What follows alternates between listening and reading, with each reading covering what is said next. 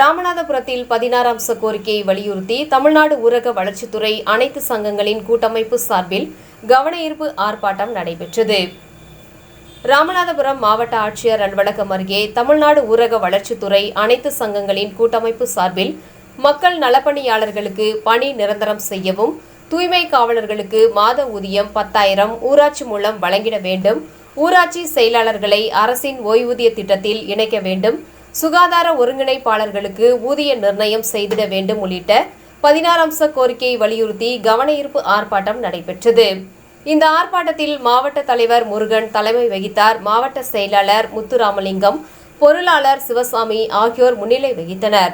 தமிழ்நாடு ஊரக வளர்ச்சித்துறை அனைத்து சங்கங்களின் கூட்டமைப்பு மாநில பொதுச் செயலாளர் முத்துமாரி, இணை செயலாளர் ஜெயபாரதன், மகளிர் அணி செயலாளர் செந்தாமரை ஆகியோர் கலந்து கொண்டு சிறப்புரை ஆற்றினர்.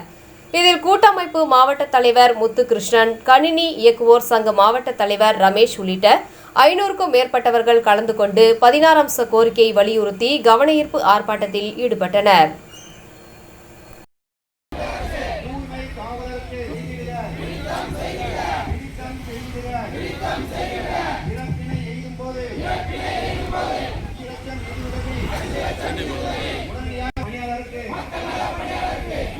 வளர்ச்சித்துறை அனைத்து சங்கங்களின் சார்பாக திருச்சி மாநாட்டில் கோரிக்கை மாநாட்டில் எடுத்த முடிவின்படி முதல் கட்டமாக இன்று அனைத்து மாவட்ட தலைநகரிலும் கவன ஈர்ப்பு ஆர்ப்பாட்டம்.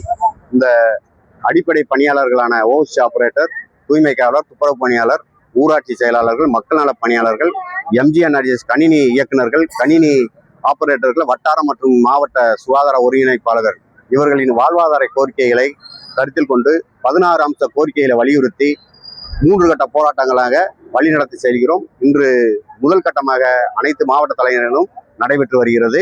இந்த கோரிக்கையை மாண்புமிகு முதல்வர் அவர்கள் நிறைவேற்றி தருவதற்கு இந்த கவன ஈர்ப்பு ஆர்ப்பாட்டத்தின் சார்பாக கேட்டுக்கொள்கிறோம்.